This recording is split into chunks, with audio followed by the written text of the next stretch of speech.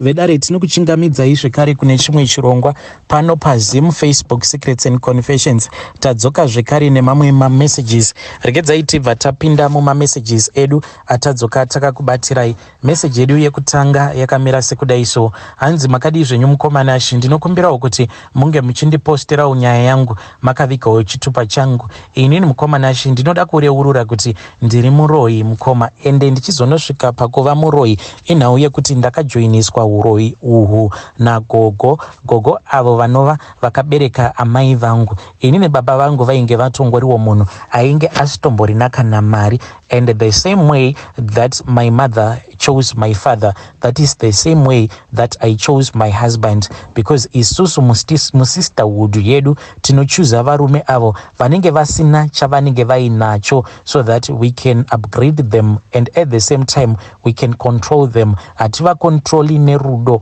but tinova controller nemishonga iyo yatinoshandisa. Pari zvino inini nemurume wangu ndiri kurarama naye ndiri kuno kwandiri kumhiri kwemakungwa, but please do not give anyone my number because handisi n'anga. Vanhu kana vachida n'anga vanongodzitsvaka dzakazara pamasocial media. Handite zvoun'anga ini.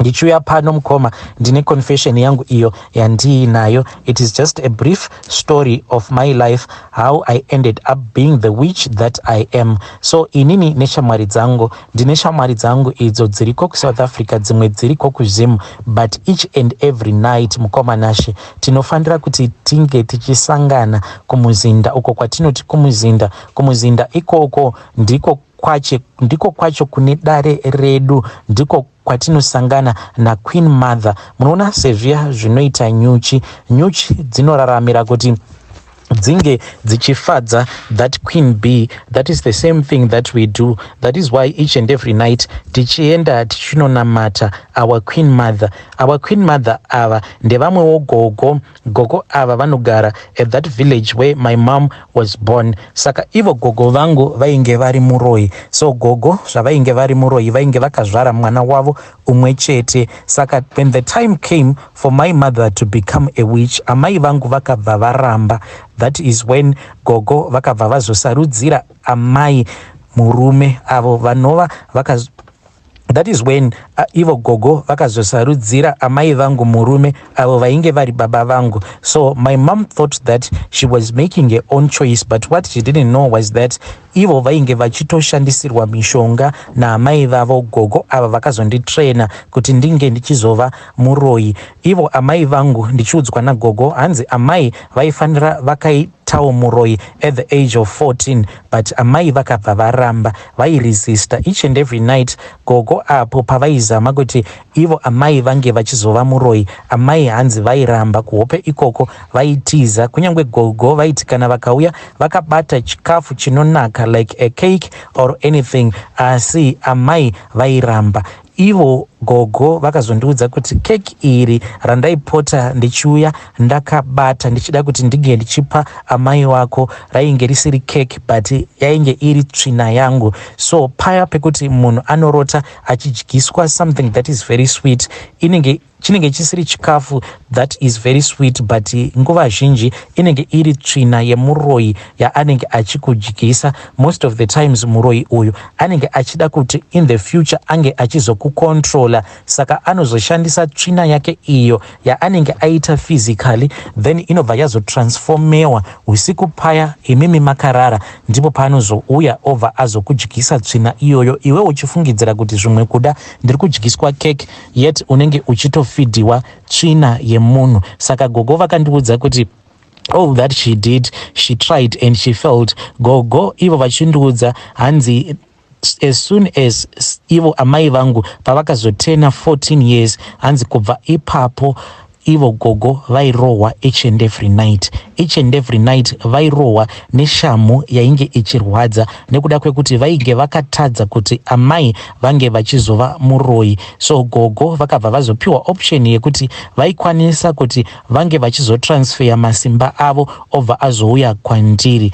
Tose tirimo muSisterhood, me and my sisters, even though we are not blood sisters, tose vana mai vedu vakaberekerwa in that same village. Zvinhu zvekuti it has been going on for as long as even our own grandmothers could remember, because ivowo our grandmothers pavakatiudzawo our history, umwe nomwe achiudzwa history yagogo vake, gogo veumwe neumwe pakati pedu vainge vachingoti ininiwo ndakasirwa zvinhu izvi nagogo amai vakabereka amai vangu. So this thing, it goes on ameno maybe for even a couple of centuries going back in the past. Saka isisterhood yekuti yakasimba, ndokusaka each and every night tichienda kunoungana kuvillage ikoko. Yes, we are professionals. Inini nditori a professional in this country where I am currently residing. Even my friends vamwe vacho vatori madoctors chaivo, but each and every night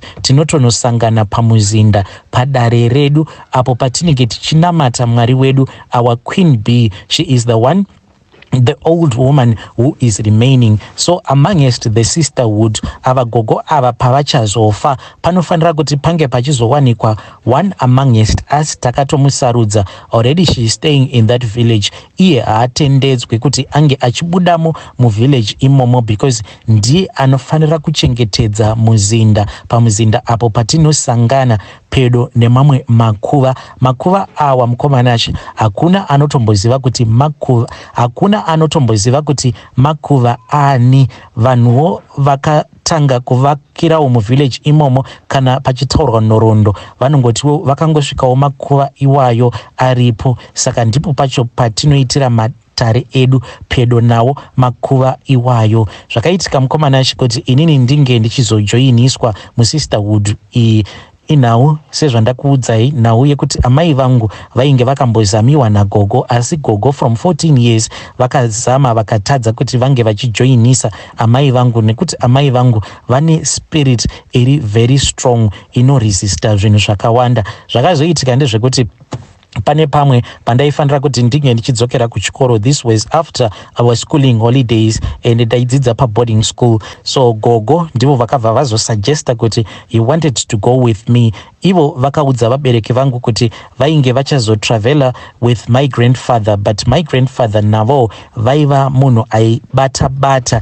Ivo each and every year, when I'm speaking about my grandfather, vaiuraya mombe kana kuri kunzi mudzinza mukasafiwa. Zvino mhiko dzavo dzainge dziri dzekuti kana vakauraya mombe iyoyo, then you'll cut it up into several pieces, then vaizotravela mukomanashi kusvika nyama iyo yemombe iyo yavanenge vauraya yasvika pakupera. Zvavaiita vaiti toti semuharare kana kuri kunzi hamai yavo ivo sekuru inenge ichigara kana kuhighfields, vaienda kuhighfields kuya usiku, then vobva vazonorasa plastic bag iro rinenge riine nyama iyo yavanenge vakacheka kubva pamombe iyo yavanenge vakauraya kusvika nyama iyo yavanenge vakaloda mupickup mavo kuzonosvika ichipera, ndipo pavaibva vazodzoka kupurazi kwavo. Izvi vaizviita gore negore kana kuri kunzi mudzinza mukasafiwa.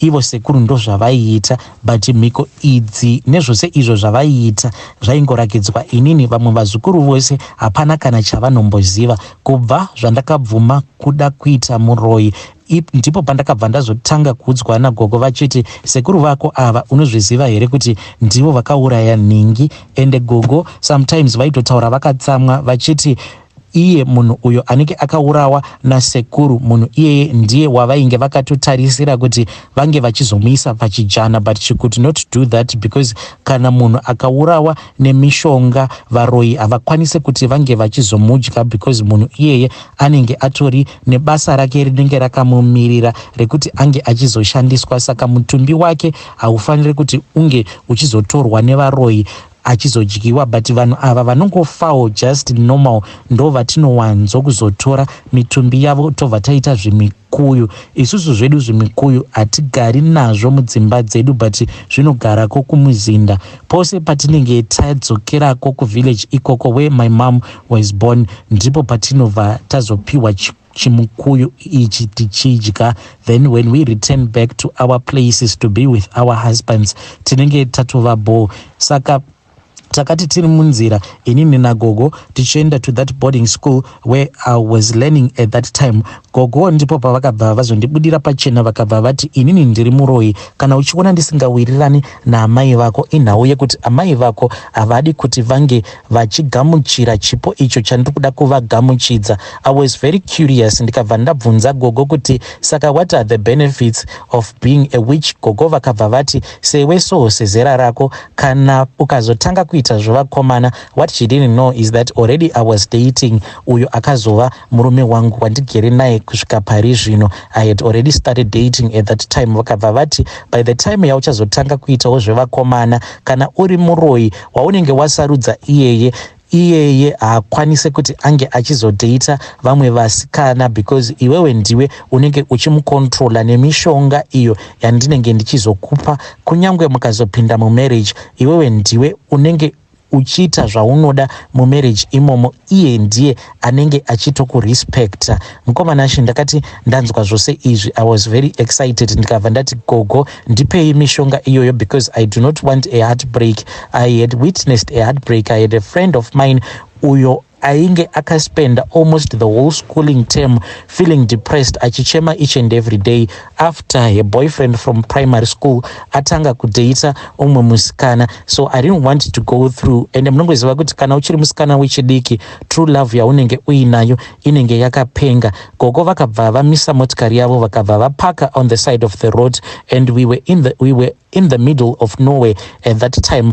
Gogo vakabva vanditi une shuwa here nemashoko ako, une shuwa here nezvawandipindura. Ndikati zvipi nhai Gogo? Ivo Gogo vakabva vati zvandakubvunzaka kuti unoda kuita Muroyi. Ndikabva ndati eye Gogo ndipei mishonga ndo yandiri kuda so that kana ndatanga kudata ndinokwanisa kuzoishandisa. Gogo vakabva vaburuka mumotikari mavo vakabva vati nditevere. Ndakati ndichitevera Gogo vangu mukoma ndakatoona kutoti hembe dzavainge vakapfeka dzainge dzichitodisappear pamuviri wavo ndokubva vazotosara vakashama, but vakashama kudaro vainge vakasungirira zvimwe zviya zvimachain izvo zvinogadzirwa nemabeads vainge vakazvisungirira muchiuno mavo. Chimwe chacho vainge vakachisungirira so that it went across her back as well as her stomach. Vaitongofamba vakashama kudaro. Ndakabva ndati nhai Gogo, ko hamusi kunyara here kufamba musina kupfeka? Gogo vakangocheuka. Mukoma pavakacheuka ndakabva ndawira pasi nekutya because chiso chavo Gogo chainge chashanduka. Ko munozviziva here kuti paya patinenge tabatwa neshavi zviso zvedu izvi zvinoshanduka kuita zviso zvemhuka dzinotyisa. Gogo vangu ndakati ndavatarisa ndakabva ndaona kuti chiso chavo chaichinja, chaita cheshumba choita chemunhu, choita cheshumba choita chemunhu. Saka ndakavhunduka. Gogo vakabva vanditi ko unovhundukeiko nhai iwe nekuti uri kufamba neni? Ko ndianiko angakukuvadza kana uchifamba nechikara chakaita seni? Ndakabva ndawana simba. Gogo vakabva vati ko unogoti ndinonyareiko nekuti nyangwe iwe uri kufamba wakashama? Mukomanashi ndakati ndichinozvitarisa kudai ndokubva ndaona kuti ndainge ndisina kana chandainge ndakapfeka, asi pasikarudzi yangu apa ndipo painge paine kashizha kainge karipo kainge kakangoshandiswa kuti kange kachivhara sikarudzi yangu sezvo ndainge ndichiri musikana akakwana. Kashizha aka kakazobviswa musi wandakazosangana neumwe murume uyo ainge ari Muroyi. Akati tava musango, Gogo vainge vachitsvaka umwe muti. Handikwanise hangu kuti ndinge ndichiudoma muti uyu nekuti pasi pawo muti iwoyo ndipo patinogara tichingosangana tichiita mameetings edu. Saka ndinenge ndava kuita sekunge ndinoshora dare redu. So mukoma takati tasvika pane muti uya ndakabva ndazviona kuti one by one pakangotanga kungoapia vamwe vakadzi vandainge ndisingazivi. Gogo vakabva vati ndisatya nekuti vose vakadzi ava vainge vakangofanana navo Gogo ava. Vakabva vandiudza kuti vakadzi ava navo vainge vari masisters avo but vainge vasina ukama hweropa but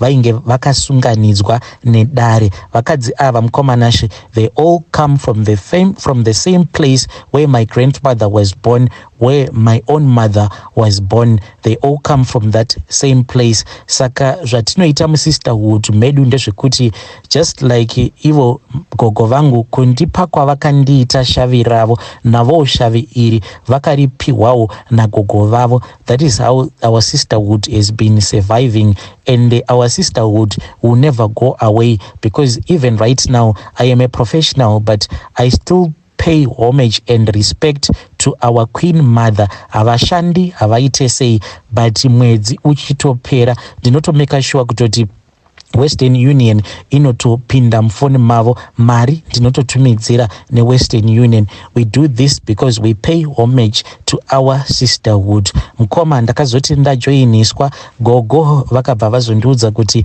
ndaifanira kuti ndinge ndichizogamuchira tsvina yavo. Saka at that time handina kukwanisa kunzwisisa kuti vainge vachizama kuda kuti kudii, vachiti ndaifanira kuti ndinge ndichizogamuchira tsvina yavo. Gogo vakabva vazotumba mushure mekunge vatora rimwe shizha kubva pamuti iwoyo.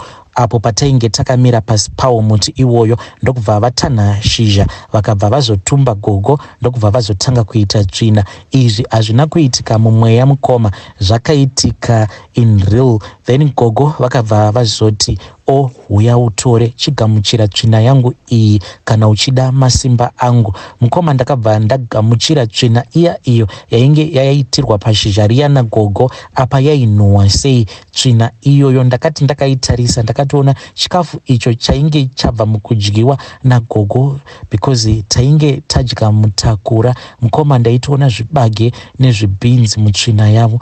Gogo vakabva vandigamuchidza tsvina iya, ndokubva ndangoramba ndakamira paya ndakamirira further instructions. Ndikabva ndazonzi tsvina iyoyo ndaifanira kuita ushingi hwekuti ndinge ndichiidya, but ndichiidya handaifanira kuti ndinge ndichizofinyamisa kumeso kwangu. Ndaifanira kuidya ndakapombonoka, ndakasununguka. Ndizvo zvandakazoita mukoma nashe. Ndakadya tsvina yagogo because chandaingoda kuprotecta love yangu. Vakabva vazotanga kuridza mhururu, ndokubva vanditi ndainge ndavawo part of their club.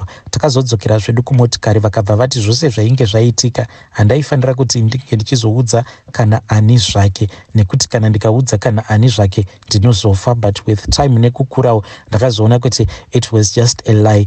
Kubva zvandakazoita Muroyi, gogo vakabva vazoti there was no need yekuti amai vangu vange vachirarama. Amai vangu vakabva vazoiswa pachijana, ende amai vakati vava kurwara, inini ndini ndakaenda ndikanovapedzisa. Zvinondirwadza mukoma nashi, but shavi kana randibata hapana kana feeling yandinenge ndiinayo, because ndinenge ndiri muka. Munoona like shumba kana ine nzara ingakunzwira tsitsi here kana ikakuona uchifamba. Ndo zvinoita mashavi awa euroyi anotigara kana yava nguva iya yechijana yekuti tinofanira kuti tinge tichiwana nyama yekudya. Tinenge tiine nzara tisina kana tsitsi nemunhu uyo watinenge taziviswa kuti ndiye ari pachijana. Dzinenge zvava kutodawo nyasha dzaMwari. Mukoma nashi ndakabva ndazotorwa nagogo takatoenda kuhospital uko kwainge kuina mama vangu vainge vatori paoxygen machine. Ndokubva taenda tikanovaona. Visitation tainge takatowanda, takatoenda semhuri tichinoona ivo mama, because gogo vaitozviziva kuti after this visitation there won't be any visitation. Saka vaida kuti munhu wose ange achizovapo to witness my mother's death. Mukoma nashe takati tichibuda muhospital muya muward umo mainge muina amai vangu.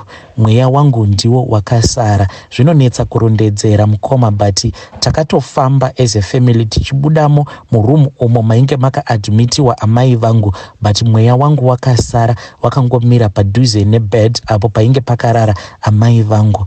Mweya wangu mukoma nashe wakabva wazodzura oxygen machine iyaya, kutobvisa oxygen machine pamagetsi, ende ndaitofamba with the rest of the family ndichitorespondawo, but vanhu havana kutozvinzwisisa kuti at that time mutumbi wangu waingofamba but without a soul. I was just walking at that time ndisiri mumutumbi mangu, ndainge ndasara in that ward. Ndakazoti ndadzura oxygen machine yaya ndokubva ndazomhanya, because there is a limited time whereby your body can survive without your soul. Ndakamhanya ndokubva ndazonopinda zvekare in my body. And then before we had left the hospital, Gogo nasekuru vakabva vazodanwa. Then they were informed about the death of my mother. Gogo vakangonditarisa, but chisina kuonekwa nevanhu ndechekuti chiso chaGogo patakatarisana chakabva chachinja, chikabva charakidza kuti shavi riya rainge rakafara.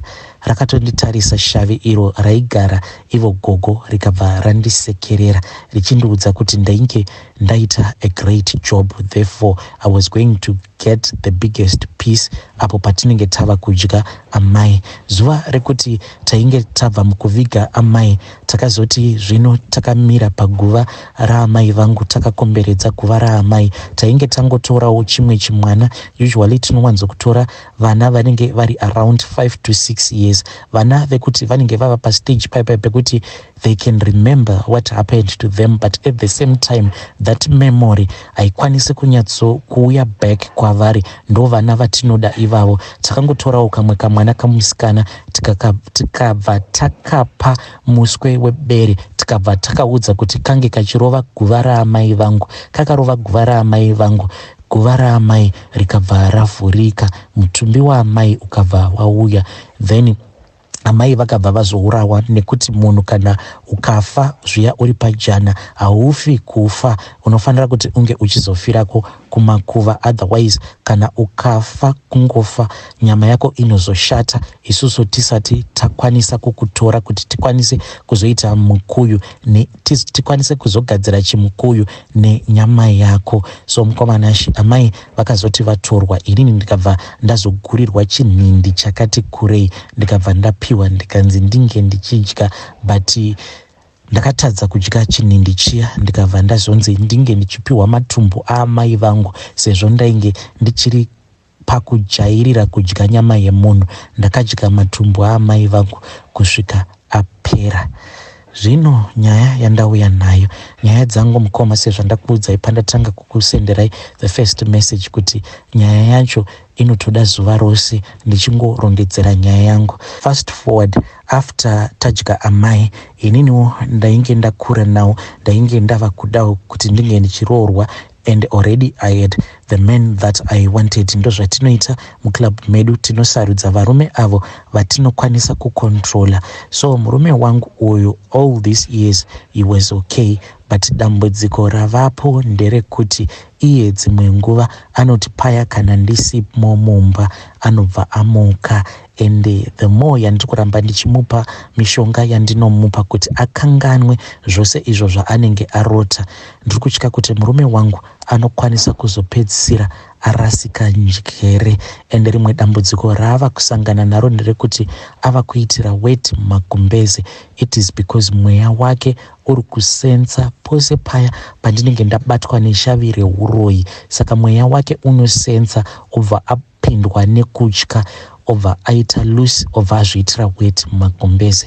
Murume wangu anogara aine stress that at his age achiri kuzviitira weti magumbeze, but I cannot tell him kuti it is not his fault, but inhau yekuti shavi iro reuroyi rinombopota richindibata ndiro rinokonzeresa zvose izvozvo. I have tried all the natural remedies kuti asiyane nesystem yekuitira weti magumbeze, but hazvigoneki. Ndakangoudzwa naQueen Mother kuti ndinofanira kungoramba ndichimupa mishonga inoita kuti akanganwe, but now ava nehanganwa. Murume wangu ava nehanganwa, anongoti kana kunyangwe akaisa makey patable, the next thing you will be looking for those keys and everywhere, because mishonga yandinomupa ndeyekuti asarangarira apo paanomuka achindiona ndisimo mumba, ndiri kuzimu, tiri pamatare edu. Vedare ndo message iyo yandakatumidzirwa ichibva kuna vahanzvadzi vedu. Anzi I am a professional, at the same time nditori Muroyi, we have our sisterhood. Zvakangoma hazvo vedu we.